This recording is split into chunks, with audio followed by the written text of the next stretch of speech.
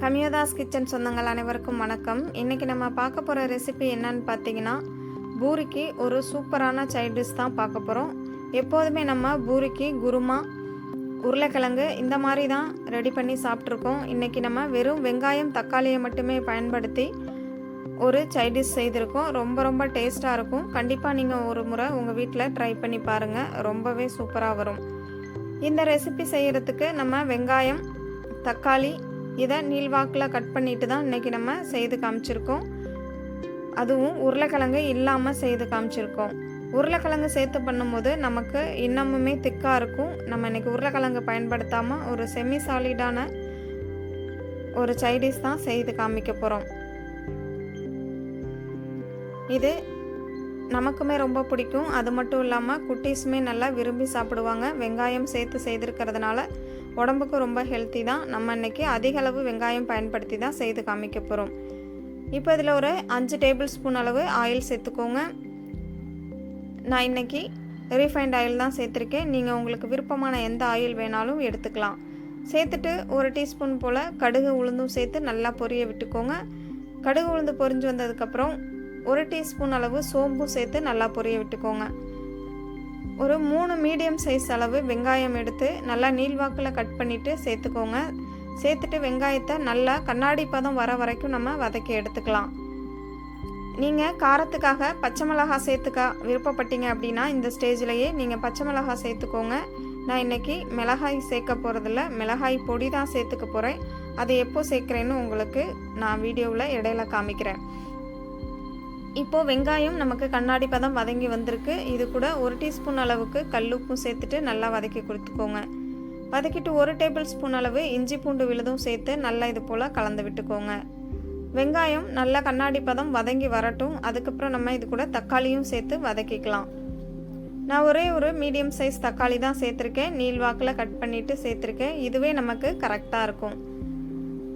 நம்ம பூரிக்கு சாப்பிட்றதுனால புளிப்பு அதிகம் தேவைப்படாது. அதனால் ஒரே ஒரு தக்காளி எடுத்து பயன்படுத்தினாலே போதும். இப்போ இது கூடவே ஒரு 2 கொத்து போல் கருவேப்பிலை இலைகளையும் சேர்த்து நல்லா இது போல் வதக்கி கொடுத்துக்கோங்க. அரை டீஸ்பூன் அளவு மஞ்சள் பொடியும் சேர்த்து நல்லா கலந்துக்கலாம். நம்ம வெங்காயம் தக்காளி மட்டுமே பயன்படுத்துறதுனால தண்ணி சேர்ப்போம். அப்போ நமக்கு இந்த சைட் டிஷ் பார்த்திங்கன்னா தண்ணி மாறாக இருக்கும். அதை நம்ம தடுக்கிறதுக்காக கொஞ்சம் நல்லா திக்னஸ் வரணும் அப்படிங்கிறதுக்காக இது கூட பொட்டுக்கடலை சோம்பும் சேர்த்து வறுத்துட்டு மிக்சியில் அரைச்சி சேர்க்க போகிறோம். இப்போ நம்ம வெங்காயம் தக்காளி நல்லா வதங்கி வந்திருக்கு. நான் ஒரு 1/2 லிட்டர் போல் தண்ணி சேர்த்துருக்கேன். இது நல்லா கொதித்து வரட்டும். மூடி போட்டு மூடி கொதியில் விட்டுருக்கேன். இந்த ஸ்டேஜில் நம்ம ஒரு ஆலக்கரண்டியில் 1 டீஸ்பூன் அளவு சோம்பு, 1 டேபிள் ஸ்பூன் அளவு பொட்டுக்கடலையும் சேர்த்து நல்லா வறுத்து எடுத்துக்கலாம். வறுத்துட்டு நல்லா ஆற வச்சு மிக்ஸி ஜாரில் சேர்த்து பொடி பண்ணி எடுத்துக்கலாம். இப்போ பாருங்கள், நம்ம தண்ணி சேர்த்து வெங்காயம் தக்காளி எல்லாமே நல்லா வெந்து வந்திருக்கு. இப்போ ஸ்டவ்வை லோ ஃப்ளேமில் மாற்றிட்டு இப்போ நம்ம வறுத்து வச்சுருந்த பொட்டுக்கடலை சோம்பு இதை நம்ம பொடி பண்ணிக்கலாம். இது கூடவே 1 டேபிள் ஸ்பூன் அளவு கடலை மாவும் சேர்த்துக்கோங்க. கடலை மாவு பொட்டுக்கடலையும் எதுக்கு சேர்க்குறோம் அப்படின்னா குழம்பு நல்லா திக்னஸ் வரணும், அதுக்காக தான் சேர்க்குறோம். நல்லா வாசனைக்காக 1 டீஸ்பூன் அளவு கரம் மசாலாவும் சேர்த்துக்கோங்க. சேர்த்துட்டு நல்லா இதை பவுடராக மசிச்சு எடுத்துகிட்டு வந்துக்கோங்க. அதாவது அரைச்சி எடுத்துகிட்டு வந்துக்கலாம். எடுத்துகிட்டு வந்துட்டு இதில் தண்ணி சேர்த்து நல்லா கை வச்சு இது போல் கலந்து கொடுங்க. நம்ம பொட்டுக்கடலையும் கடலை மாவும் சேர்த்துருக்கிறதுனால இது கட்டிகள் ஃபார்ம் ஆகும். அதை நம்ம கட்டிகளெல்லாம் உடச்சி விட்டுட்டு நம்ம ஆல்ரெடி கொதிச்சுக்கிட்டு இருக்கிற அந்த குழம்போடு சேர்த்துடலாம். சேர்த்துட்டு நல்லா இது போல் கரண்டி வச்சு கலந்து கொடுத்துக்கோங்க. நல்லா கொதி வந்து பொட்டுக்கடலையும் கடலை மாவும் நல்லா வெந்து வரட்டும். வெந்து வர வர நமக்கு இந்த சைடிஷ் நல்ல ஒரு திக்னஸாக கிடைக்கும். ஸ்டவ்வை லோ ஃப்ளேமில் வச்சுட்டு ஒரு 5 நிமிஷத்துலேருந்து 7 நிமிஷம் வரைக்கும் நல்லா கொதிக்க விட்டு வேக வச்சுக்கலாம். இந்த ஸ்டேஜில் உப்பு செக் பண்ணி பாருங்கள். உப்பு உங்களுக்கு குறைவாக இருக்கிற மாதிரி இருந்தால் சேர்த்துக்கோங்க. நம்ம வெங்காயம் வதங்குறதுக்கு மட்டும்தான் உப்பு சேர்த்துருந்தோம். இப்போ ஒரு 1/2 டேபிள் ஸ்பூன் அளவு உப்பு சேர்த்துக்கோங்க. சேர்த்து நல்லா கலந்து விட்டுட்டு ஒரு கொதி வரட்டும். கடைசியாக காரத்துக்காக 1 டீஸ்பூன் அளவு மிளகாய் பொடி சேர்த்துக்கலாம். நீங்கள் மிளகாய் பொடி சேர்க்க விருப்பம் இல்லை அப்படின்னா வெங்காயம் வதக்கும் போதே பச்சை மிளகாய் சேர்த்துக்கோங்க. அந்த காரமுமே கரெக்டாக இருக்கும். பச்சை மிளகாய் சேர்க்குற மாதிரி இருந்ததுன்னா ஒரு 3 பச்சை மிளகாயை எடுத்துகிட்டு ரெண்டாக கட் பண்ணிவிட்டு சேர்த்துக்கோங்க. அப்போ கரெக்டாக இருக்கும். இப்போ நம்ம மிளகாய் பொடி சேர்த்துட்டு நல்லா கொதிய விட்டுட்டோம்.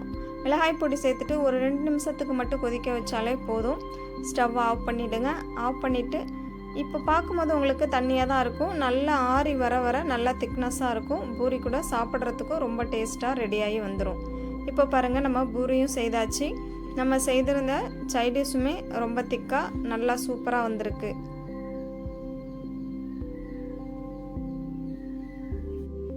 நீங்கள் உருளைக்கிழங்கு சேர்த்து பண்ணுற மாதிரி இருந்துச்சுன்னா வெங்காயம் வதங்கிட்டு தண்ணி சேர்க்கறதுக்கு முன்னாடி உருளைக்கிழங்கு, அதாவது அவிச்ச உருளைக்கிழங்க நல்லா கையை வச்சு மசிச்சு கொடுத்துட்டு சேர்த்து நல்லா வதக்கிட்டு அதுக்கப்புறமா தண்ணி சேருங்க. கரெக்டாக இருக்கும். உருளைக்கிழங்கு சேர்த்துமே தாராளமாக நம்ம இந்த சைடிஷை ரெடி பண்ணலாம்.